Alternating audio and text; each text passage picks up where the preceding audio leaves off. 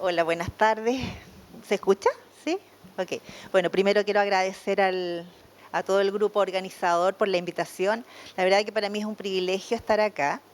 En Paraguay es mi segunda vez, la primera vez vine de vacaciones, lo encontré hermoso. Bueno, y ahora es la parte académica que a mí me encanta, así que gracias por la invitación. Yo les quiero comentar a ver, esto que me pasó y de esto del razonamiento clínico, porque cuando era estudiante, hace muchos años atrás, la verdad es que me pasaron muchas cosas como estudiante y después como docente. Por ejemplo, cuando era estudiante, me pasaban cosas que estaba con mis compañeras en una urgencia y de repente en ese tiempo, cuando llegaban los pacientes respiratorios, se le colocaba un medicamento que era minofilina. Eso es muchos años atrás. Y la minofilina produce taquicardia, ¿ya? Y nosotros como enfermera teníamos que colocar, y nos decían las profesoras, coloque o administre un cc en un minuto. Bueno, nosotros lo hacíamos y con los pacientes no pasaba nada, perfecto. Pero una compañera cuando lo colocaba decía, no, a mis pacientes todos les da taquicardia. Entonces nosotros decíamos, pero ¿cómo a la compañera le da todo eso y a nosotros no? Y nosotros decíamos, vamos a revisar tu técnica. Nosotros éramos estudiantes. Y claro, ¿qué es lo que le había pasado a ella? Era que colocaba el medicamento de una sola vez y después esperaba un minuto. Entonces, obviamente, los pacientes les daba taquicardia, ¿verdad? Y después, de nuevo, volvían a la normalidad. ¿Qué es lo que pasó? Yo empecé a darme cuenta también ahí como estudiante y después cuando ya era docente de los errores que cometían los estudiantes. Por ejemplo, me acuerdo que incluso una vez había un estudiante que ya se había estabilizado un paciente y le dicen, corta el suero, y él va y toma una tijera y lo cortó, o sea, textualmente. Entonces uno dice, bueno, ¿qué está pasando? O cuando uno hace clases y al otro día ya el estudiante se ha olvidado, uno dice, pero ¿cómo? Si yo ayer le enseñé oxigenoterapia, ¿qué pasó? O cometen errores frente a esta situación. Entonces, bueno, yo como enfermera, después ya como docente, viendo todo esto, fui directora de la Escuela de Enfermería de la Universidad de Chile y ahí tuve la posibilidad de ver otras cosas ya de asistencial y en la dirección. Yo decía, también, siguen cometiendo errores y ahí empecé a ver que algo estaba pasando en los procesos de enseñanza-aprendizaje, especialmente en el razonamiento clínico. Y después tuve la posibilidad de irme a hacer el doctorado y en una facultad de educación, que ahí textualmente era un poroto en paila marina. Nosotros decimos en Chile poroto en paila marina cuando es algo muy distante que no tiene una conexión. Porque ahí eran todos educadores y yo era enfermera, alguien de la salud que no tenía nada que ver. Pero ahí me di cuenta y ahí aprendí mucho sobre educación y sobre lo que hacemos nosotros como clínicos y enseñamos como clínicos. Es decir, a veces nos falta un poquito de la parte pedagógica para poder enseñar. Nosotros enseñamos como aprendimos. Y a mí yo recuerdo, por ejemplo, que a mí me decían, hay que aprender con sangre. Era una cosa así como muy, muy terrible.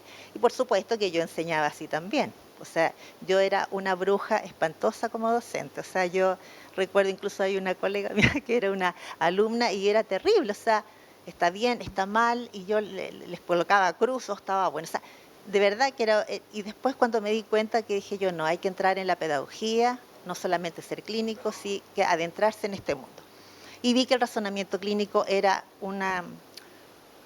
algún proceso muy importante y por eso empecé a estudiarlo. Y yo quiero compartir hoy día con ustedes lo que yo fui estudiando.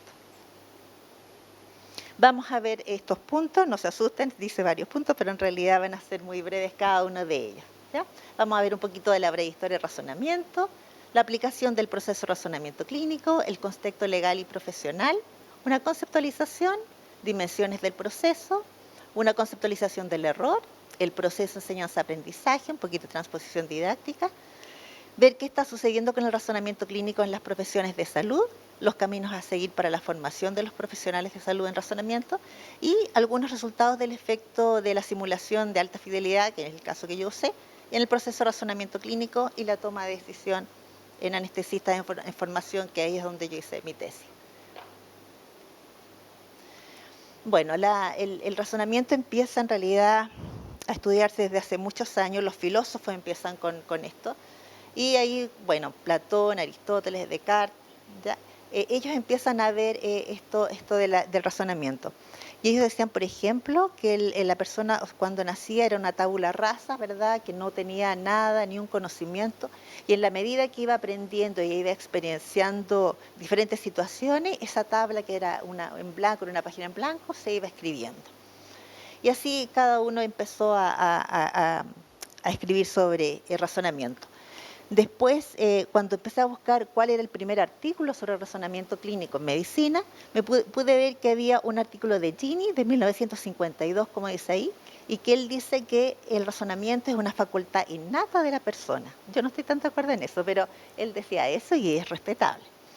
Después, cuando uno empieza a ver cómo evoluciona esto, por ejemplo, Norman, que es un autor que escribe bastante sobre razonamiento clínico, empieza a ver que, y él lo compara el razonamiento clínico, como dice acá, con las memorias de los ajedrecistas. ¿Ah? Él decía que eso era para él el razonamiento clínico. También ve que hay diferencias entre los estudiantes de la Universidad State University y McMaster University, y también empieza a ver, bueno, pero ¿por qué estas personas de acá tienen mejor rendimiento que estos otros? ¿Será el razonamiento clínico? Ya en el 1990, y eso también lo escribe Norman, dice Norman que la experiencia es algo muy, muy importante para el razonamiento clínico, o sea que juega es un factor importante. Y acá, Mattingly, en 1991, también habla sobre la experiencia. Y él dice, es más que dar razones, que argumentar y justificar una decisión se basa en la comprensión y ganancia del conocimiento a través de la experiencia. O sea, algo tenía que ver, había un proceso cognitivo, pero también tenía que haber una experiencia asociada. Y en el año 2008, Higgs, la autora Higgs, se llama Joy Higgs, escribe un libro que se llama Clinical Reasoning in Health Profession, que a lo mejor alguno de ustedes lo ubica, que la verdad que yo lo encontré excelente. A mí me iluminó mucho porque además ella habla además de la definición, que es una definición bastante potente sobre el razonamiento clínico, ella describe dimensiones, como dicen ahí, que las vamos a ver, conocimiento, cognición y metacognición, además de que hay influencia de factores que tienen que ver en este proceso. Afortunadamente yo fui a Australia a verla, a conversar con ella, y la verdad es que fue una grata sorpresa porque ella, de verdad que además muy generosa, y además pudimos conversar sobre estas dimensiones, que se las voy a contar. Bueno, y después en el 2013, Durning, Artino, estos autores, hablan sobre que se escribe mucho sobre razonamiento clínico, pero no hay un consenso. Y eso fue lo que también me pasó a mí. Cuando hice las revisiones de literatura, la verdad es que cada uno opinaba muchas cosas y en realidad no había un consenso. Entonces, y Higgs en realidad hace una definición muy potente. Bueno, y en el 2019 también les voy a mostrar también la revisión que hice actualmente. Bueno, ¿cómo los profesionales de salud aplican el proceso de razonamiento y toma de decisión? Cuando yo empecé a ver esto ver de las situaciones que se enfrentaba un estudiante o un profesional, son situaciones generalmente de crisis o situaciones clínicas que tienen que ellos decidir. Entonces se enfrentan a un razonamiento clínico, a un proceso en donde tienen que pensar, después tienen que tomar una decisión, y esas decisiones pueden ser varias. Ellos tienen que probablemente elegir hacer una toma de decisión, y eso se va a traducir en un desempeño clínico o una acción observable. Nosotros, lo primero es un proceso más abstracto, cognitivo, y eso se va a traducir en un desempeño. Cuando toma la decisión correcta, la verdad es que estamos todos felices, el paciente primero y todos también, porque se va feliz y es la toma de decisión correcta. Pero también pasa esto, que hay una toma de decisión incorrecta, y ahí las consecuencias, ¿verdad?, las tiene el paciente. Las consecuencias son de diferente impacto, desde leves, como está al lado izquierdo, también pueden producir secuelas, pero también puede producir la muerte. Cuando uno empieza a revisar la literatura, se ve que esta toma de decisión incorrecta es porque pasa por el proceso cognitivo que está mal realizado. Y cuando pasa esto, el razonamiento clínico está hecho en forma errónea, la toma de decisión está en forma también errónea, y por lo tanto el desempeño clínico, la acción, va a ser erróneo. Y este es un círculo que si uno no lo bloquea en algún minuto y no hace, digamos, una nueva mirada al proceso cognitivo, esto va a seguir igual, porque la persona no se va a dar cuenta que está cometiendo errores. ¿Qué pasa con el contexto? Bueno, en la práctica profesional hay autores que hablan sobre que hay evidencia de errores en la práctica, en eso hay bastante literatura al respecto. En la parte, por ejemplo, de los médicos, Graeber es un autor que se refiere bastante a eso y que dice se producen en la formulación del diagnóstico y del tratamiento médico. Por ejemplo, también hay libros, ¿verdad?, que hablan especialmente de anestesiología, que hablan de los principios básicos de manejo de crisis en anestesiología. Y ahí dice, nosotros debiéramos brindar cuidados seguros al paciente. O sea, desde nosotros debiera estar la seguridad, proveer la seguridad desde nosotros. ¿Qué pasa también con el marco y la responsabilidad legal? En Chile, yo creo que en todos los países, ¿verdad?, existen códigos, reglamentos, normativas. Que, por ejemplo, en Chile dice el artículo 112 habla sobre que el médico tiene que hacer un diagnóstico médico y tratamiento correcto, por supuesto. En la parte de enfermería es el artículo 113 que habla de la gestión del cuidado, en el caso de las matronas u obstetras, es el artículo 2017. Y ella mandata a que se deben hacer todas las actividades profesionales en forma correcta. Pero además existe la Ley de Derechos del Paciente, que en Chile es el artículo 4 y 5, que habla sobre la seguridad y la protección que se debe tener con el paciente y no exponerlos a riesgo. ¿Y qué significa no exponerlos a riesgo? Es hacer nuestro trabajo muy bien. O sea, ya hay una normativa legal que si uno comete un error, está sancionado legalmente. Entonces esto se complejiza mucho más, ya no es solamente enseñar el razonamiento clínico, sino que hay un contexto complejo para nosotros como docentes que tenemos que enseñar para que un profesional sea un buen profesional.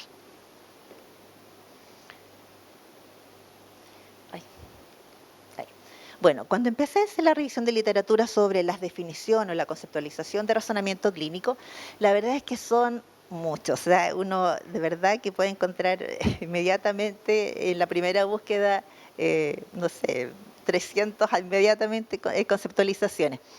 Pero la verdad es que hay algunos que son bastante interesantes. Saqué los más importantes. Cuando, por ejemplo, Barrows y Feltovich habla de que es un proceso que se va organizando progresivamente en un modelo de información coherente, que es una aproximación.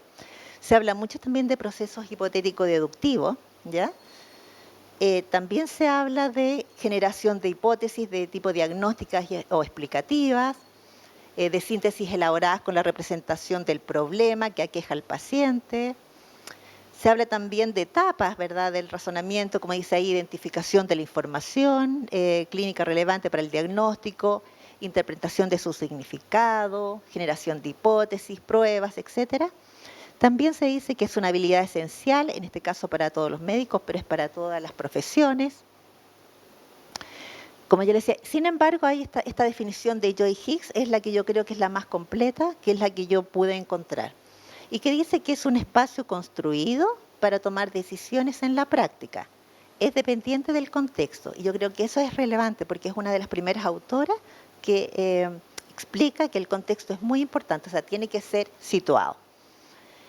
Habla además de múltiples factores e intereses pertinentes, habla de que el proceso de razonamiento se va adecuando como una espiral, que lo vamos a ver por qué es así, el cual se expande en forma cíclica durante su desarrollo.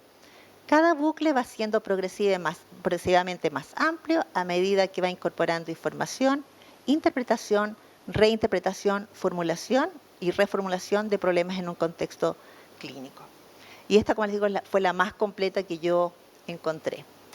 Ella habla también de dimensiones, de conocimiento, de cognición, de metacognición, y ahí se puede tomar la toma de decisión. Cuando habla de conocimiento, dice que es todo lo que está derivado de la teoría de la investigación, de esta experiencia profesional y personal. Es la información que proviene de las clases, la lectura de paper. Y esto es relevante porque el razonamiento clínico como proceso debe tener primero un conocimiento. ¿Para qué? Para que después con ese conocimiento, es decir, definiciones, lecturas, todo esto que en didáctica se llama conocimiento duro y puro, pueda ser llevado a un proceso de cognición. El proceso de cognición es, como dice ahí, indagación reflexiva, es cuando se hace un análisis de las habilidades cognitivas o de pensamiento y síntesis de evaluación de la información recolectada en la etapa anterior. Es decir, se integran estos conocimientos. Y la metacognición, que es la tercera dimensión que habla Joy Higgs, es la autoconciencia reflexiva. La metacognición, lo más importante es que es la reflexión sobre lo que se ha aprendido. Lo vamos a ver en la siguiente diapositiva. Bueno, y me gustó mucho esta frase que habla de Towitz, que dice: el razonamiento clínico y la resolución de problemas médicos dependen de una base de conocimientos bien organizados. Es decir, tiene que, de parte del profesor, existir una estructura de conocimientos para que después puedan realizar la cognición. Yo lo hice con unos monitos para entender un poquito más. Por ejemplo, cognición, yo le puse acá solamente unos pedacitos así como de un puzzle. La cognición sería cuando la persona va uniendo estos conocimientos, una definición, un tratamiento, las consecuencias de una enfermedad, etc. La metacognición es cuando ha unido todos estos pedacitos del puzzle, le hace sentido, y en ese minuto cuando le hace sentido, ahí dice perfecto, queda como en el disco duro. Eso es la metacognición, es cuando hace una reflexión. Sí, lo que me enseñó el profesor, este conocimiento, perfecto, me hace sentido y por eso me convenzo de eso. Cuando pasa eso, ahí yo estoy listo para tomar una decisión, por lo tanto, hacer una acción que va a ser observable por el profesor. Si esto está correcto, esta parte del puzzle, el estudiante la puede colocar en forma correcta, este pedacito de conocimiento, y puede formar todo eso en forma correcta. Ahí. Bueno, pero aquí también, como decía Joy Higgs, es dependiente del contexto. Bueno, pero ¿qué significaría esto que es dependiente del contexto? Por ejemplo, cuando uno tiene que tomar decisiones en la práctica dependiente del contexto, y aquí, por ejemplo, puse un paro cardiorrespiratorio, cuando las personas tienen un algoritmo, ¿verdad?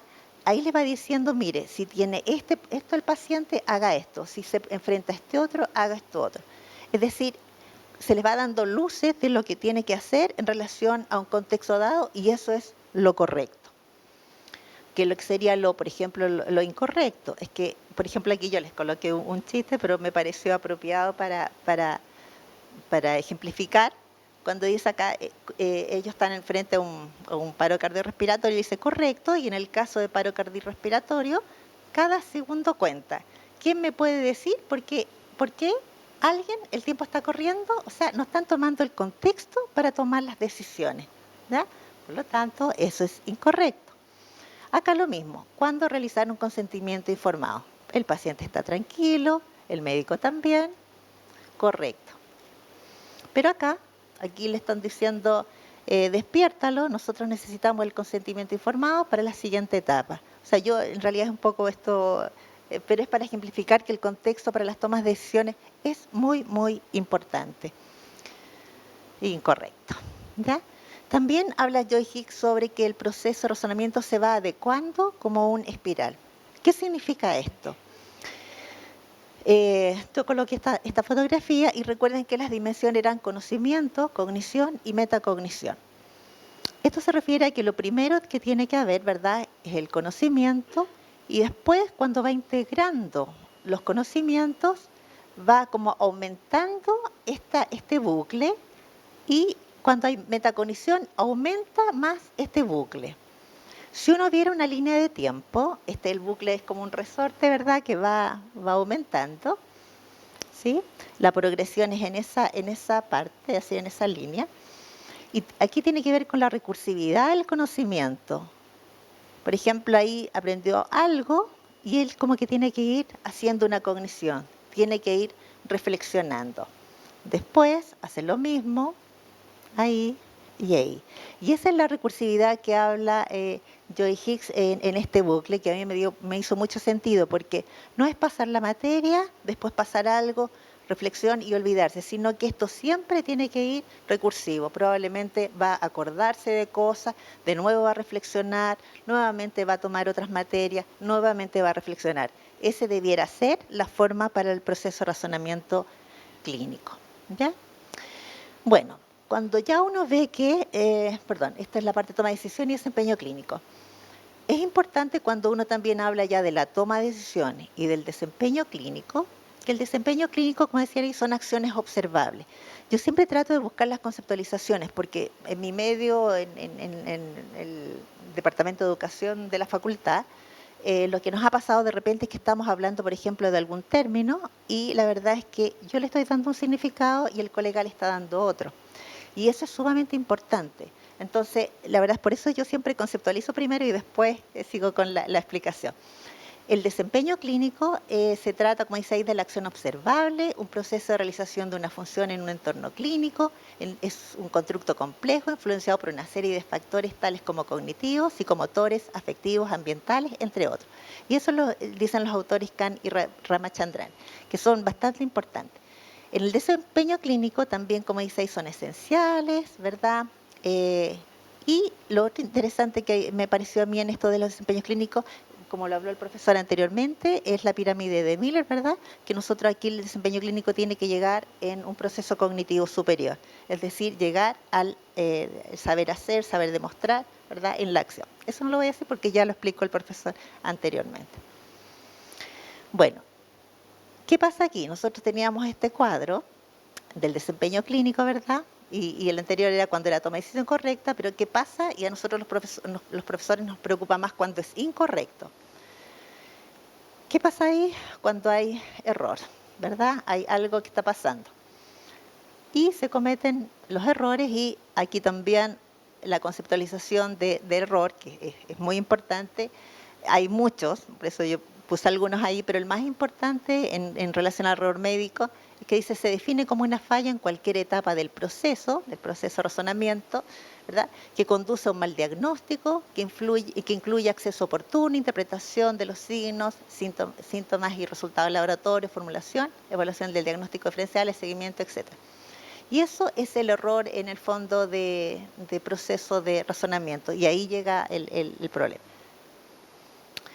Y cuando empecé a ver y a revisar otros papers de cuáles eran las consecuencias de este error, la verdad es que me asombré porque el autor Graver habla de que en Estados Unidos se producen 80.000 muertes por errores. 80.000 muertes, la verdad es que si uno piensa en eso es mucha gente, es mucha gente. Seguí investigando y me encontré con cosas más terribles.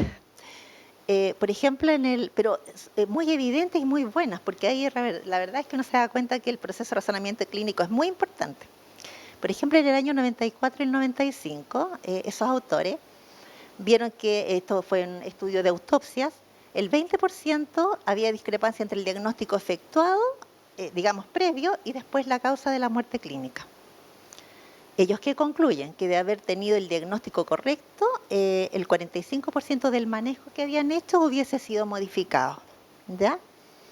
Hay otro estudio que hacen un seguimiento del año 1966 al 2002 y ellos revisan también autopsia y de 53 autopsias hubo 37 errores de clase tipo 1. ¿Qué significa eso? Que era una patología grave, que si se hubiese diagnosticado cuando el paciente estaba vivo, podría haber incrementado la sobrevivencia, que no es menor, ¿verdad? Después hay otro seguimiento del año 2006 al 2011 y ellos hablan del 2,4% de los errores de clase tipo 1, patología grave como lo anterior, que hubiese cambiado la sobrevida, y un 5,4% errores de clase tipo 2, que eso significa que había enfermedad grave, pero, como dice, que si su diagnóstico hubiese sido en vida, no habría influido en el plan de tratamiento. Pero también había una discordancia entre el diagnóstico. Y acá estos autores señalan que, bueno, se estima que las razones de la disminución de las discrepancias serían los avances en técnicas diagnósticas y definiciones más robustas de clasificación, no en el proceso cognitivo, sino aquí en la parte técnica, ¿ya? Que también eso es bueno, pero también es preocupante para uno como docente. Bueno, también hay otros estudios que son importantes en relación a que es un proceso cognitivo el que está fallando. La primera autora habla de un evento adverso, de una situación evitable, que eso es muy bueno. Habla también otro autor, Cooper, el 82% del error sería producido por las personas o falla humana.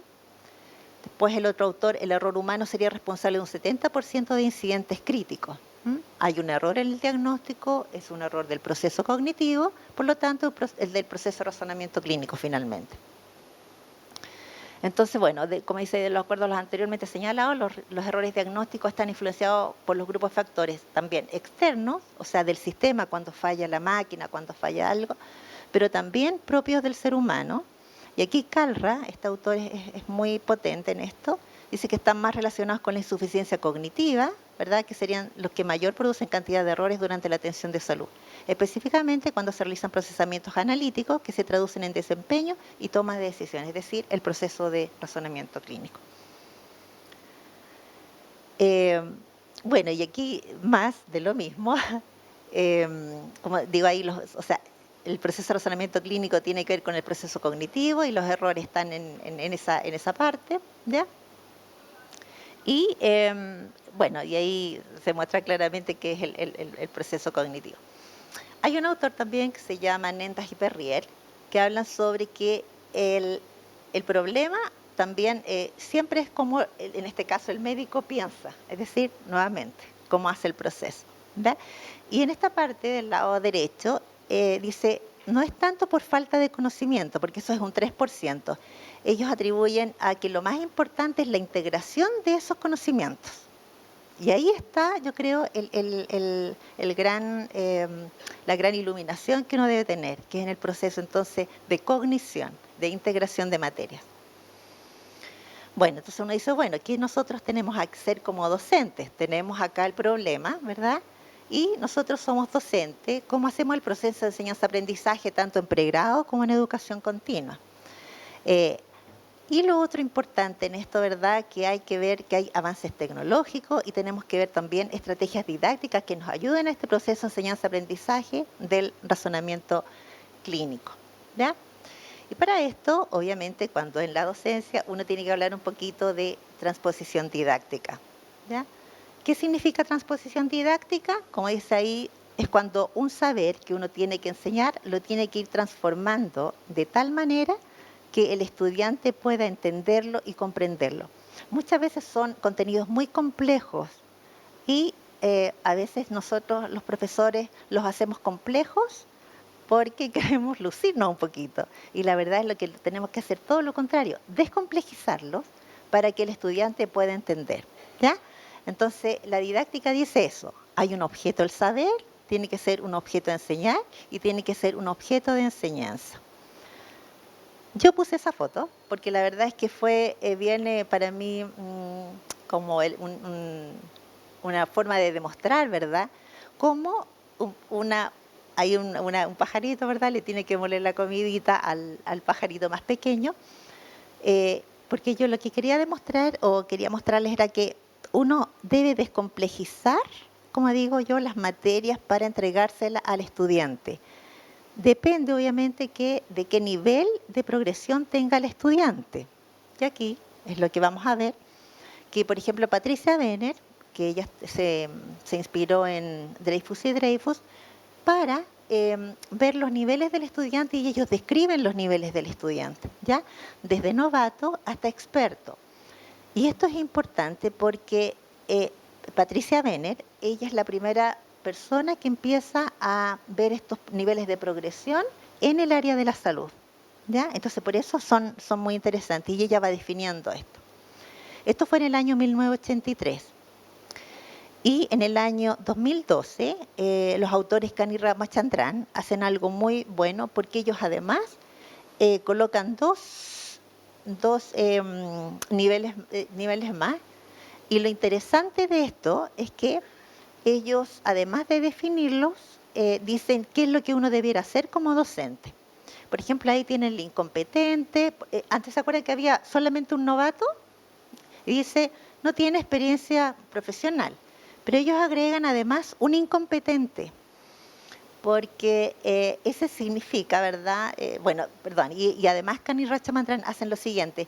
Ellos hacen esta tabla, pero le colocan primero atributos del ejecutante, observación del rendimiento general, que abarca tareas simples, tareas complejas, rutinarias y no rutinarias. Es decir, ellos ven cómo va a actuar este estudiante. Y también agregan cuánta supervisión debiera tener este estudiante, depende del nivel que va a estar. Y el incompetente, por ejemplo, dice ahí, incapaz de desempeñarse. Yo creo que todos cuando nos acordamos de la primera práctica clínica, cuando nos dejaban en el hospital o en el consultorio, la verdad es que uno se quedaba ahí y uno era así como, ¿qué hago acá? O sea, ¿qué hago primero? Me enseñaron cosas, pero ¿cómo me muevo? Y esa es la gracia que tienen estos autores, que además dejan este nivel que es de incompetente. Y ahí le dicen, el nivel incompetente necesita una capacitación y supervisión necesaria para pasar al nivel de principiante, o sea, no puede estar sin supervisión. Después, por ejemplo, hablan del novato, desempeño basado en reglas, en protocolos. Es solamente así, exactamente, en protocolos. Él todavía no se le ocurren muchas cosas. Incapaz de ocuparse de la complejidad, importante. La tarea es vista en forma aislada, una cosa, la otra, no alcanza a integrar todavía. Dice, todo el tiempo es necesaria la supervisión directa. Entonces, esto es muy bueno en este autor porque ellos van, digamos, dando un nivel para cada, una definición para cada nivel. ¿Ya? Bueno, cuando ya hemos visto todo esto del razonamiento clínico, perdón, yo puedo tomar un poquito de agua. Cuando ya hemos visto el razonamiento clínico, que tiene que tener una coherencia pedagógica, tiene que tener una secuencia didáctica, no puedo dejar de mencionar que es importante usar algunas técnicas didácticas, pero esas deben ser... Muchas gracias. Gracias. Ok. Tiene que usar técnica didáctica y la técnica didáctica debe ser la más apropiada, ¿ya? Existen escenarios de simulación, role-playing, trabajo grupo pequeño, clases magistrales. Uno diría, pero clases magistrales, qué terrible. No, porque hay clases magistrales que pueden ser muy interactivas y también promover el proceso de razonamiento clínico. Ahí les podría hablar, pero tengo poco tiempo. Después podemos verlo.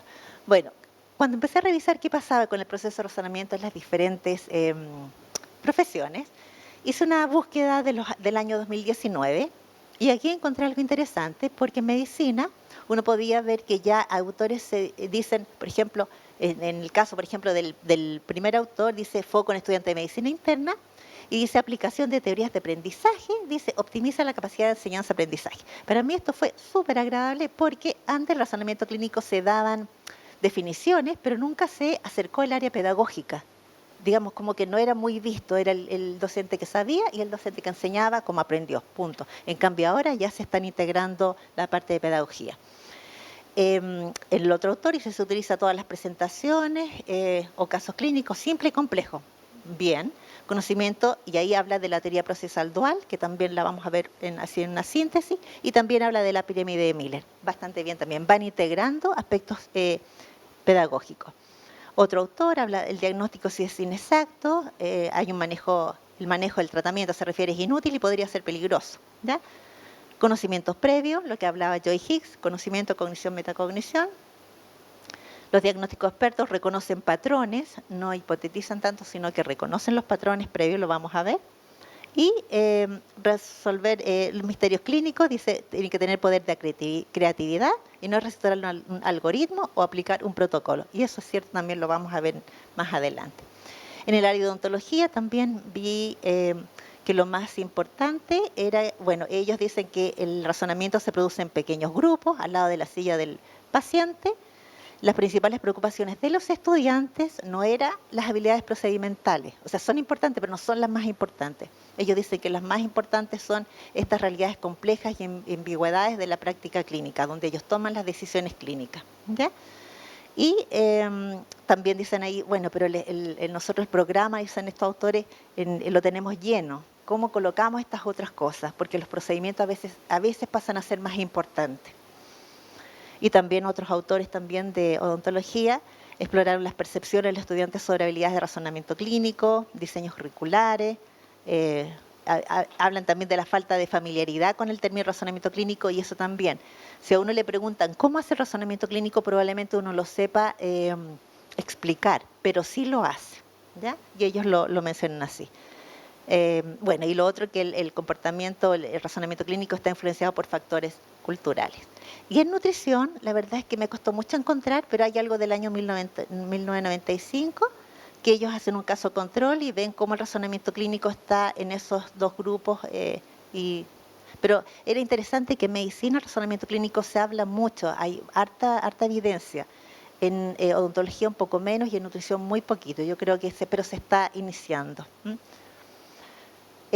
Bueno, el camino a seguir para la formación de los profesionales de la salud en razonamiento clínico. ¿Cuál sería? Formación clínica, sustento pedagógico. Y esto se refiere principalmente a los docentes. Y es interesante porque cuando empecé a revisar algunos modelos pedagógicos de las universidades, casi todos mencionan razonamiento clínico como sello, una competencia sello.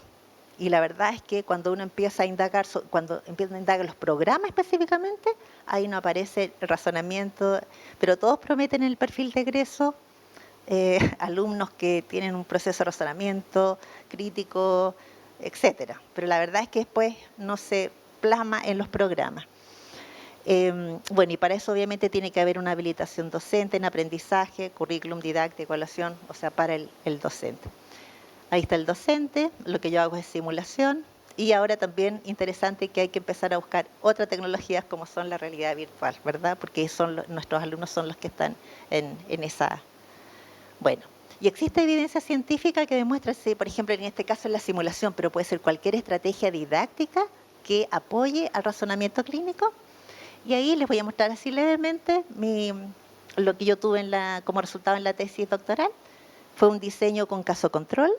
Fue con anestesistas de primer año, es decir, eran novatos para el conocimiento de anestesistas, porque pueden ser médicos de años, pero si entran a algo nuevo, pasan a ser novatos en el conocimiento. ¿Ya? Ahí hay un grupo control, un grupo experimental, y lo que hacíamos era esto, que en una sala de pabellón, la sala espejo que está al otro lado, el estudiante de anestesia que está, la persona que está con un delantal morado, un anestesista, una enfermera, esos son anestesistas y enfermeras reales, ¿ya? En los monitores que uno los maneja de la sala espejo, y el simulador que controla también de la sala espejo. Por si acaso alguien quiere ver, ahí están los resultados de lo que yo obtuve cuando apliqué el razonamiento clínico con simulación, ¿ya? Y nos salió, parece ¿no salió? No salió el video, pero no importa, porque ahí estaba el video, pero no importa. Bueno, ¿qué es lo que yo obtuve como resultados cuando yo estaba midiendo razonamiento clínico con intervención de simulación? El conocimiento yo lo medí antes y después. Antes, en el grupo de simulación, había un puntaje de 15.58 y en el estudio de caso un 16.36. Posterior a la simulación, con retroalimentación, etcétera, el grupo de simulación obtuvo un 17.96 posterior y el estudio de caso bajó un poquito a 15.71. ¿Ya? Y esto fue significativo, es decir, ahí, como dice ahí, el nivel de conocimiento adquirido en el grupo de simulación de alta fidelidad fue superior que en el estudio de caso con una diferencia significativa, es decir, el proceso de razonamiento se hacía mejor con la simulación. Otra variable dependiente fueron los desempeños clínicos, y ahí yo estaba midiendo 8 desempeños clínicos, de los cuales 3 fueron significativos a favor de la simulación, uno fue casi significativo. Y esto también fue interesante porque uno no debe esperar que la intervención que haga, que en este caso es simulación, no sea mágico. Es decir, no puede mejorar el 100%, sino que va a mejorar algunos procesos cognitivos y algunas, por lo tanto, desempeño. Y acá, cuando hice eso fue la parte cuantitativa. Cuando entré con la parte cualitativa a indagar la parte de las percepciones y de qué es lo que había pasado y cómo ellos habían hecho este proceso de razonamiento, dividí primero el grupo en tres subdivisiones y puse a los que habían tenido excelente desempeño, mediano desempeño y no tan buen desempeño. Y me encontré que cuando empezaba a ver esto, los que tenían excelente desempeño empezaba a preguntar, ¿tú tuviste algún modelo, algo que pudiste pensar? Y empezaban a decir sí y empezaban a reconocer cuál era el modelo. Y se los voy a mostrar.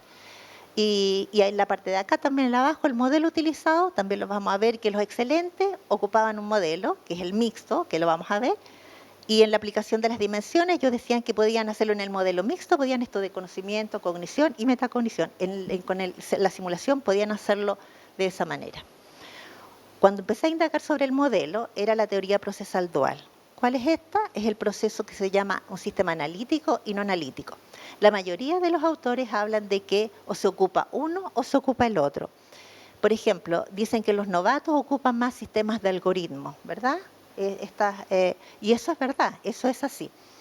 Y el modelo no analítico, sistema no analítico, generalmente, como dice ahí, es más inconsciente y se refiere a las experiencias. Por ejemplo, una persona experimentada, dice ahí, por ejemplo, actual caso clínico, toma A, E, F, es decir, tomo un poquitito de un caso 1, toma un poquitito del caso 2 y toma un poquitito del caso 3, de esas experiencias, y ahí toma una decisión.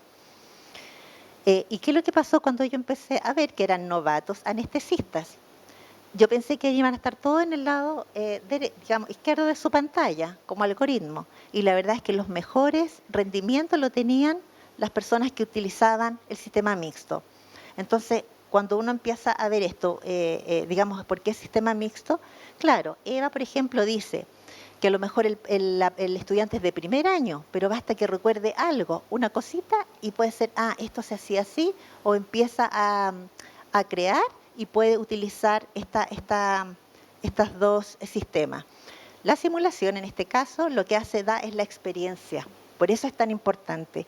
Entonces, cuando utiliza el algoritmo y la experiencia, obviamente que van a tener mejores rendimientos. Esto, importante, la simulación iría aquí, en la parte de la cognición.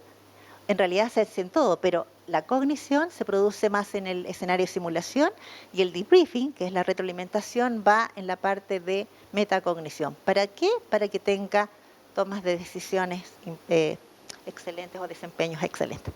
Ya, perdón, parece que me pasé mucho. No, ok. Gracias.